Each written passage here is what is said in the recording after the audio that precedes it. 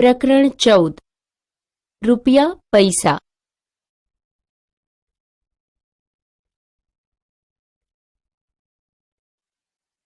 પ્રસ્તાવના. જશ કહે છે, મેં ઘણા બધા સિક્કા ભેગા કર્યા છે, પણ મારી પાસે પાકીટ નથી. જશનો મિત્ર કહે છે, ચાલો પૈસા માટેનું પાકીટ બનાવીએ. ચાલો આપણે આ રીતે પાકીટ બનાવીએ. એક કાગળ લઈને તેને બરાબર વચ્ચેથી વાળો. બંને ખૂણાઓ અ અને બ ને એવી રીતે વાળો કે જેથી તે બિંદુઓવાળી રેખા પર ભેગા થાય. હવે કાગળ આ મુજબ દેખાશે. હવે કાગળના ટોચના ભાગને પાછળ તરફ આ રીતે વાળો, જેથી કાગળની પાછળનો ભાગ આ રીતે દેખાય અને આગળનો ભાગ આ મુજબ દેખાય. કાગળના આગળના ભાગને ઉપર રાખો અને ક ખ અને ગ ધ વાળી કિનારીને એવી રીતે વાળો જેથી તે બિંદુઓ ટપકાવાળી રેખા પર ભેગા થાય. તે આ મુજબ દેખાશે. હવે ટોચના ભાગને ટપકાવાળી રેખા સહિત વાળો કે જેથી તેનું ચિત્ર આ મુજબ દેખાય. પાછળની પટ્ટીને નીચે તરફ વાળો અને તમારું પૈસાનું પાકીટ તૈયાર.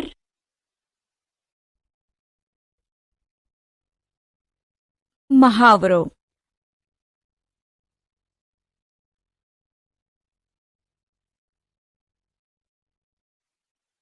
પૈસાની રમત. નીચેની રકમને દર્શાવવા માટે નોટ અને સિક્કાનો ઉપયોગ કરો. 26 રૂપિયા. 26 રૂપિયા દર્શાવવા 20 રૂપિયાની એક નોટ, 5 રૂપિયાની એક નોટ અને 50 પૈસાવાળા બે સિક્કા થાય. 130 રૂપિયા દર્શાવવા માટે 100 રૂપિયાની એક નોટ, 20 રૂપિયાની એક નોટ અને 10 રૂપિયાનો એક સિક્કો. 8 રૂપિયા 50 પૈસા દર્શાવવા માટે 5 રૂપિયાની એક નોટ, 2 રૂપિયાનો, 1 રૂપિયાનો અને 50 પૈસાનો એક સિક્કો.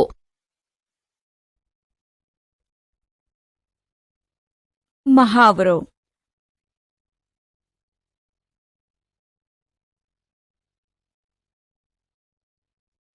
નોટ અને સિક્કા દ્વારા દર્શાવેલી રકમ લખો. અહીં 100 રૂપિયાની એક નોટ અને 50 પૈસાના બે સિક્કા આપેલા છે. તેથી 100 વત્તા 1 બરાબર 101 રૂપિયા થાય.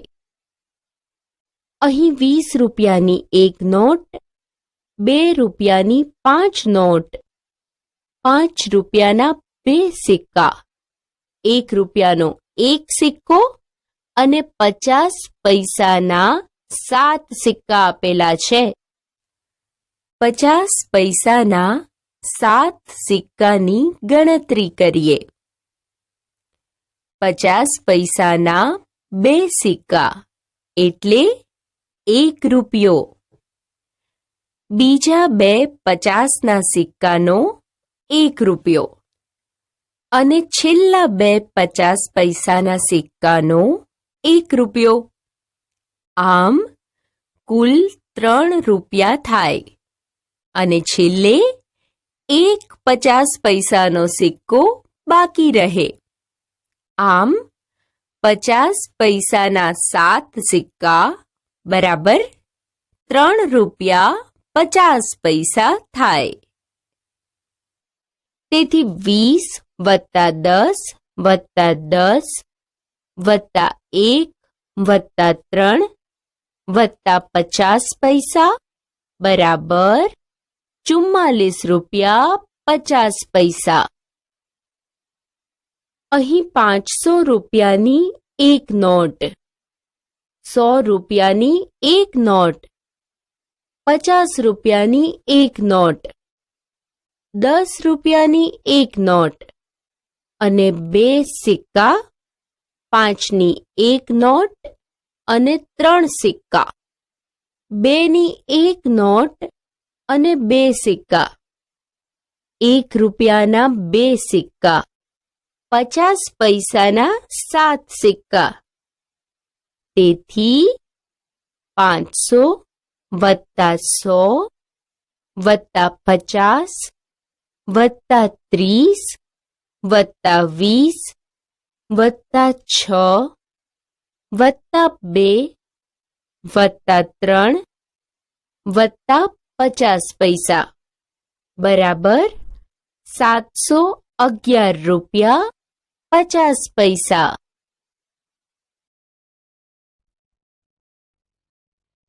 મહાવરો.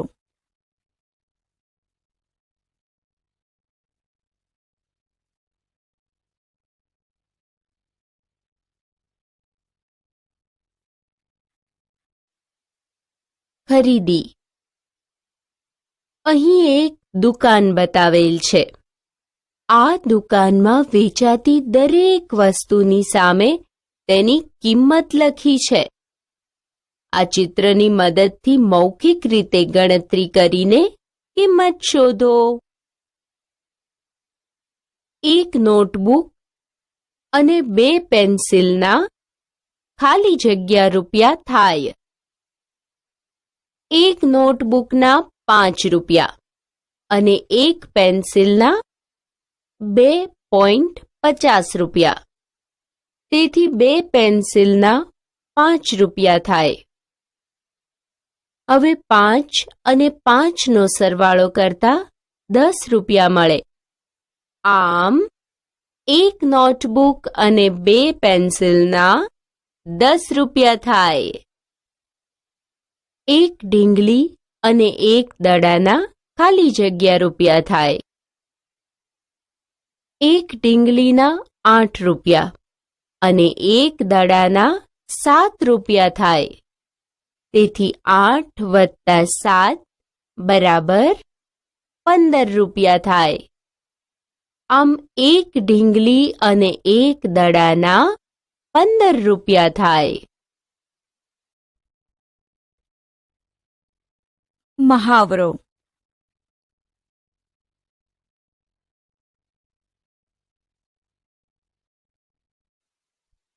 કુલ કિંમત શોધો.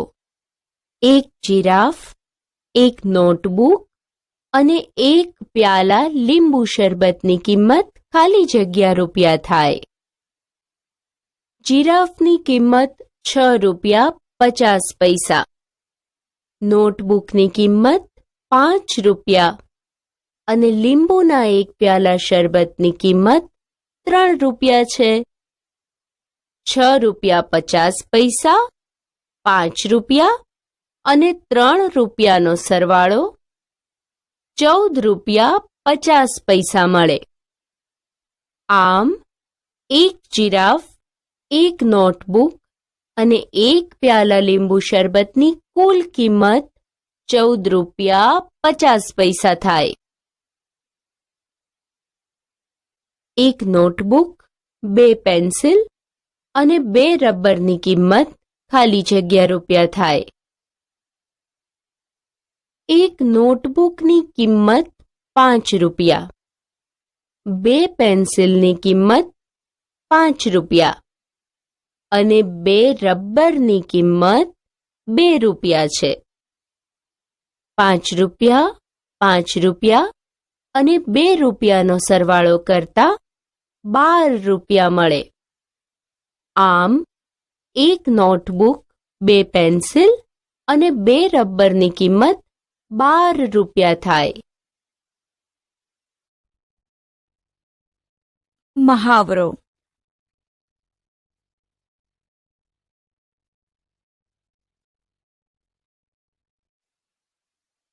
મોનુએ નીચે મુજબના બિલ બનાવ્યા છે. આપણે બિલની ચકાસણી કરી જો તેમાં ભૂલ જણાય તો તેને સુધારીશું. મોનુના પહેલા કેશ મેમોમાં 1 દડાનો ભાવ આપેલ છે. 1 પેન્સિલની કિંમત પણ આપેલ છે, પણ 1 ચોકલેટની કિંમત નથી આપેલ, જે 50 પૈસા છે, તો એ આપણે ઉમેરીશું. મોનુના બીજા નંબરના કેશ મેમોમાં 1 રમકડાની ગાડીની કિંમત નથી લખેલ. તે 15 રૂપિયા છે, જે આપણે લખીશું.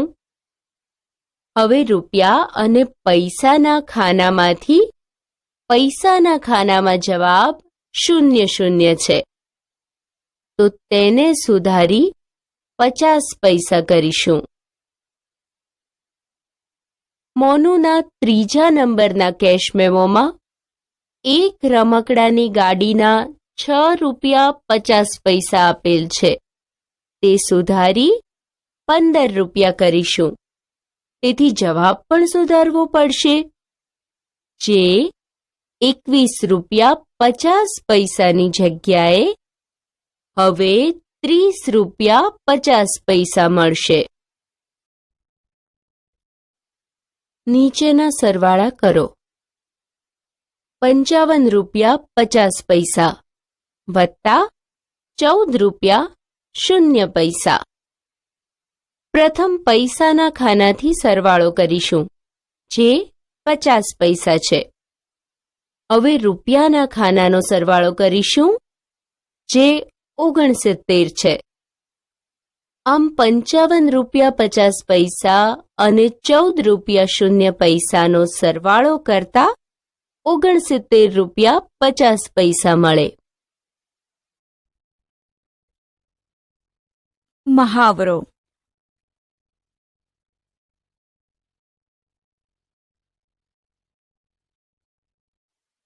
નીચેની બાદબાકી કરો. 1. 25 રૂપિયા 50 પૈસામાંથી 11 રૂપિયા 50 પૈસા બાદ કરો. પ્રથમ પૈસાના ખાનામાંથી બાદબાકી કરીશું. 50 માંથી 50 બાદ કરતા 0 પૈસા મળે. રૂપિયાના ખાનામાં 5 માંથી 1 બાદ કરતા 4 તથા 2 માંથી 1 બાદ કરતા 1 મળે. આમ જવાબ 14 રૂપિયા 0 પૈસા. 2. 103 રૂપિયા 50 પૈસામાંથી 62 રૂપિયા બાદ કરો. પ્રથમ પૈસાના ખાનામાંથી બાદબાકી કરીશું. 50 માંથી 0 બાદ કરતા 50 પૈસા મળે. હવે રૂપિયાના ખાનામાંથી 3 માંથી 2 બાદ કરતા 1 મળે અને 0 માંથી 6 ના જાય. તેથી 1ની જગ્યાએ 0 લખીશું અને 0ની જગ્યાએ 10 થશે. હવે 10 માંથી 6 બાદ કરતા 4 મળે. આમ જવાબ 41 રૂપિયા 50 પૈસા. મહાવરો.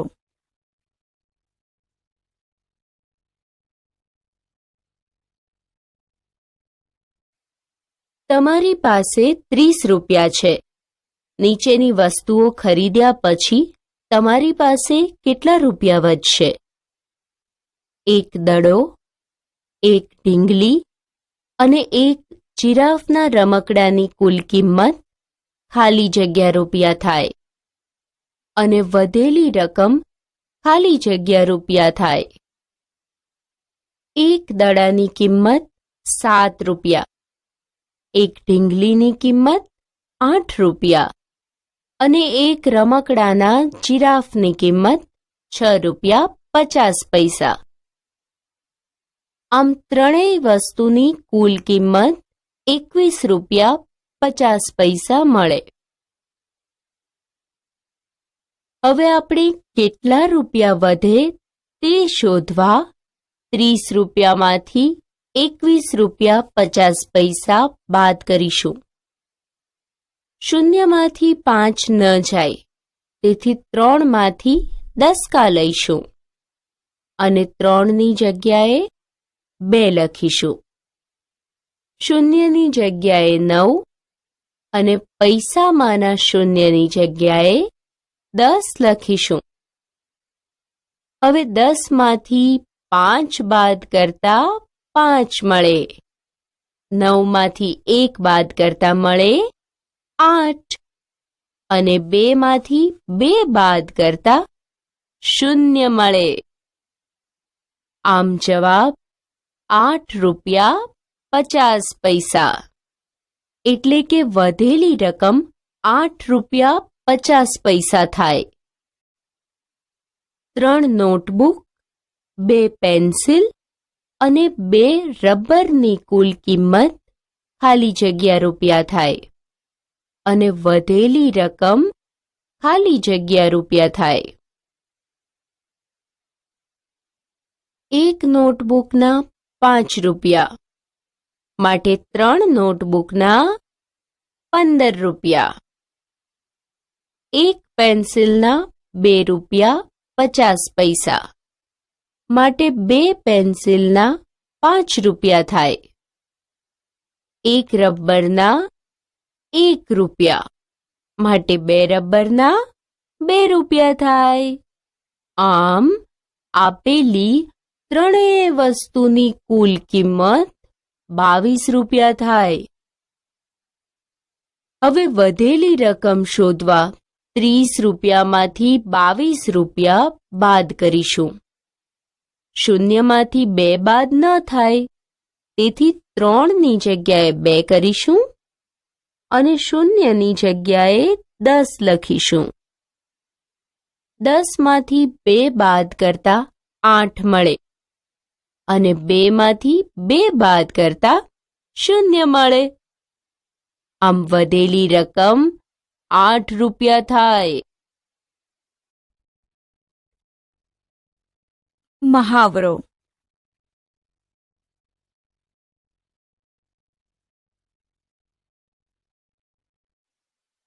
મહાવરો. 1. હરિએ 62.50 રૂપિયાની રેલવે ટિકિટ બુક કરાવી. તેણે 100 રૂપિયાની એક નોટ આપી. તેને ટિકિટ સાથે કેટલા રૂપિયા પાછા મળશે? હરિએ 62 રૂપિયા 50 પૈસાની રેલવે ટિકિટ બુક કરાવી છે. તેણે 100 રૂપિયાની નોટ આપી. આથી કેટલા રૂપિયા પાછા મળશે તે શોધવા બાદબાકી કરીશું. 100 રૂપિયામાંથી 62 રૂપિયા 50 પૈસા બાદ કરીશું. રૂપિયા અને પૈસાના ખાનામાં 100 અને 62 રૂપિયા 50 પૈસાને આ રીતે લખીશું. શૂન્યમાંથી 5 ન જાય, તેથી 1ની જગ્યાએ 0 લખીશું. પ્રથમ શૂન્ય પર 9, બીજા શૂન્ય પર પણ 9 અને ત્રીજા શૂન્ય એટલે કે પૈસાના ખાનામાં પહેલા શૂન્ય પર 10 લખીશું. હવે બાદ કરીએ. 10માંથી 5 બાદ કરતા 5 મળે. 9માંથી 2 બાદ કરતા 7 મળે અને 9માંથી 6 બાદ કરતા 3 મળે. આમ જવાબ 37 રૂપિયા 50 પૈસા. આમ હરીને ટિકિટ સાથે 37 રૂપિયા 50 પૈસા પાછા મળશે. 2. ગીતા અને તેના મિત્રો ખરીદી કરવા ગયા. તેણે 58 રૂપિયા, 37 રૂપિયા અને 22 રૂપિયાની વસ્તુઓ ખરીદી. ગીતા પાસે 100 રૂપિયાની એક નોટ હતી. બિલની રકમ ચૂકવવા માટે તેણે તેના મિત્રો પાસેથી કેટલી રકમ ઉછીની લેવી પડશે? 58, 37 અને 22નો સરવાળો કરતા 117 મળે. આમ ગીતાએ 117 રૂપિયાની ખરીદી કરી, પણ તેની પાસે ફક્ત 100 રૂપિયા છે. એટલે આપણે 117 માંથી 100 રૂપિયાની બાદબાકી કરીશું. 117 માંથી 100 બાદ કરતા 17 મળે. આમ ગીતાએ તેના મિત્રો પાસેથી 17 રૂપિયા ઉછીના લીધા હશે. સમાચાર. મુંબઈ સમાચાર. કારખાનામાંથી બાળકોને મુક્ત કરાવ્યા.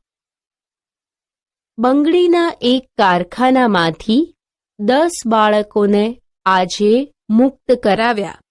એક પત્રકાર અને પોલીસે તેમને દુઃખી હાલતમાં જોયા. કારખાનાવાળા તેમની પાસે સખત મજૂરી કરાવતા. તે તેમને એક દિવસના ફક્ત 20 રૂપિયા આપતા હતા. બાળકો ગામમાં તેમના ઘેર જવાથી ખૂબ જ ખુશ છે. તેઓ ખાસ શાળામાં જશે, જેથી કરીને તેઓ તેમની ઉંમરના બીજા બાળકોની જેમ ભણી શકે. બાળકો પાસે કામ કરાવીને કારખાનું પૈસા બચાવવાનો પ્રયત્ન કરે છે. પોલીસ તેની સામે હવે કાર્યવાહી કરશે. ચાલો આપણે જોઈએ કે કારખાનું કેટલા પૈસા બચાવવાનો પ્રયત્ન કરી રહ્યું છે. એક પુખ્ત વયના માણસને રૂપિયા મળવા જોઈએ 85 રૂપિયા પ્રતિ દિવસ. બાળકને ચૂકવાતા રૂપિયા 20 રૂપિયા પ્રતિ દિવસ. એક માણસ દીઠ કારખાનાની બચત 85 રૂપિયા ઓછા 20 રૂપિયા બરાબર 65 રૂપિયા. પ્રતિ દિવસ 10 માણસ દીઠ કારખાનાને થતી બચત બરાબર 65 રૂપિયા ગુણ્યા 10 બરાબર 650 રૂપિયા પ્રતિ દિવસ.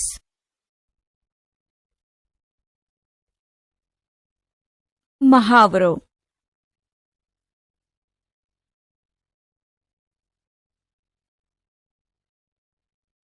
રેલવેની મુસાફરી. આ રેલવે ન્યૂ જલપાઈગુડીથી ગુવાહાટી જાય છે.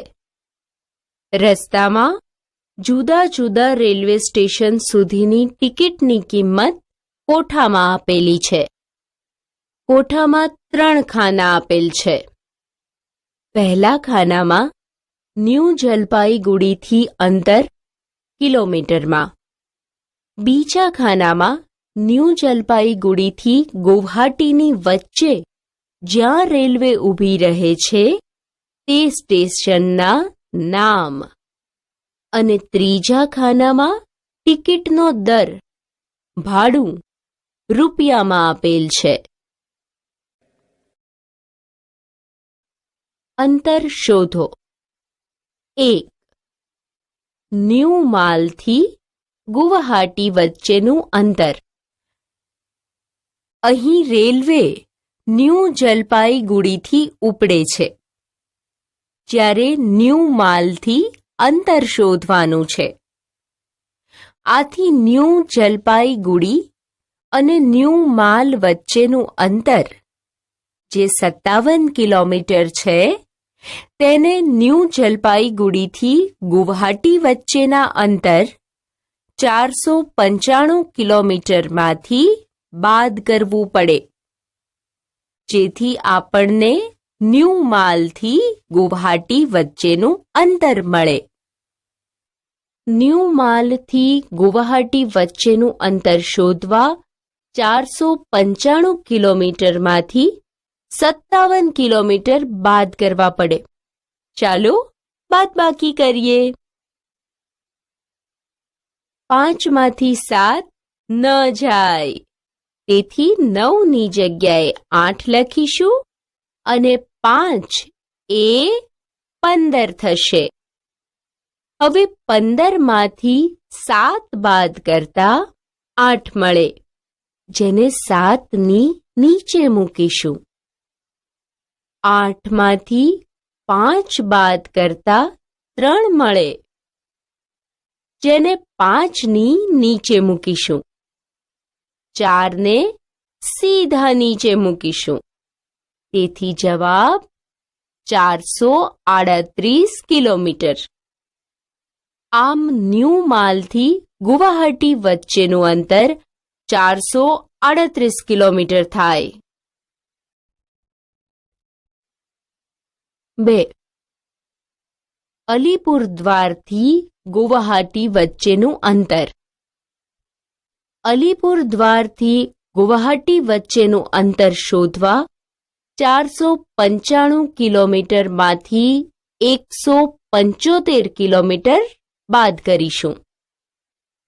5 માંથી 5 બાદ કરતા 0 મળે. 9 માંથી 7 બાદ કરતા 2 મળે અને 4 માંથી 1 બાદ કરતા 3 મળે, જેથી જવાબ 320 કિલોમીટર મળે. અલીપુરદ્વારથી ગુવાહાટી વચ્ચેનું અંતર 320 કિલોમીટર થાય. 3. ગોલપરાથી ગુવાહાટી વચ્ચેનું અંતર. ગોલપરાથી ગુવાહાટી વચ્ચેનું અંતર શોધવા 495 કિલોમીટરમાંથી 366 કિલોમીટર બાદ કરીશું.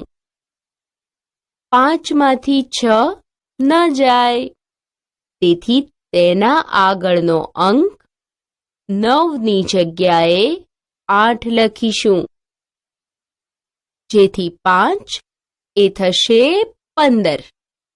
હવે 15 માંથી 6 બાદ કરતા 9 મળે. હવે 8 માંથી 6 બાદ કરતા 2 મળે અને 4 માંથી 3 બાદ કરતા 1 મળે, જેથી જવાબ 129 કિલોમીટર થાય. આમ ગોલપરાથી ગુવાહાટી વચ્ચેનું અંતર 129 કિલોમીટર થાય. મહાવરો.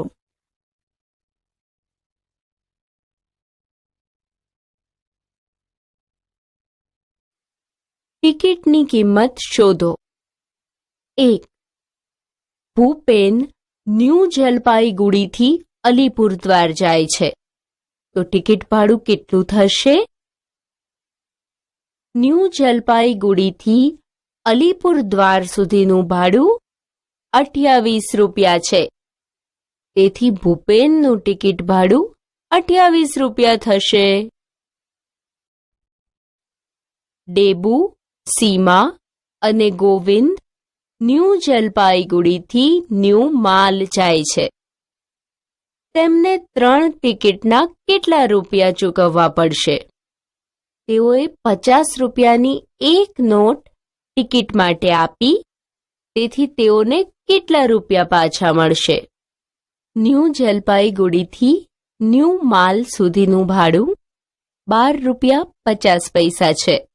તેમણે 3 ટિકિટ ખરીદવાની છે, જેથી 12 રૂપિયા 50 પૈસાને 3 વડે ગુણતા 37 રૂપિયા 50 પૈસા મળે. આમ તેઓની 3 ટિકિટના 37 રૂપિયા 50 પૈસા થાય. તેઓએ 50 રૂપિયાની એક નોટ આપી છે, તેથી બાકીના પૈસા મેળવવા 50 માંથી ₹37.50 બાદ કરતા ₹12.50 મળે. આમ તેઓને ₹12.50 પાછા મળશે.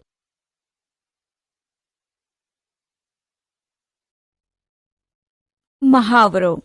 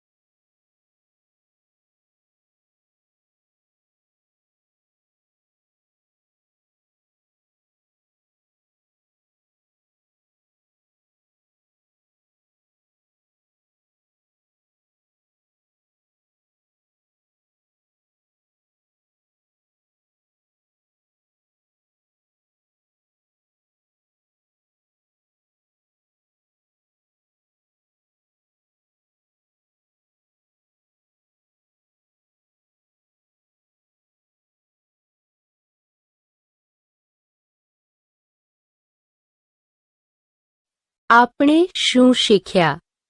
વ્યવહારમાં વપરાતા રૂપિયા પૈસાના સિક્કાની સમજણ મેળવી. નોટ અને સિક્કા દ્વારા બનતી રકમ શોધતા શીખ્યા. વસ્તુઓની ખરીદીના ઉદાહરણો દ્વારા રૂપિયા પૈસાની વ્યાવહારિક સમજ મેળવી.